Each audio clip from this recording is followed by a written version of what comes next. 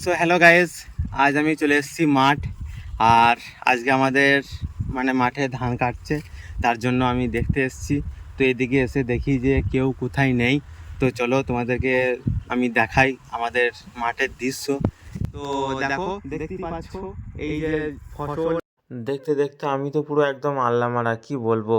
আমি আমার চাচাতো ভাই তো গোটা মাঠ খুঁজে হয়রান, দেখতেই পেলাম না। কি আর করব, তাই আমার চাচাতো ভাই তো ও তো বলছে আমি আর পারবো না। আমার সব শেষ হয়ে গেছে, ও তো পুরো বসে পড়লো আর আমি তাও একটু ঘোরাঘুরি করতে করতে আমার একটা গান মনে পড়ে গেল।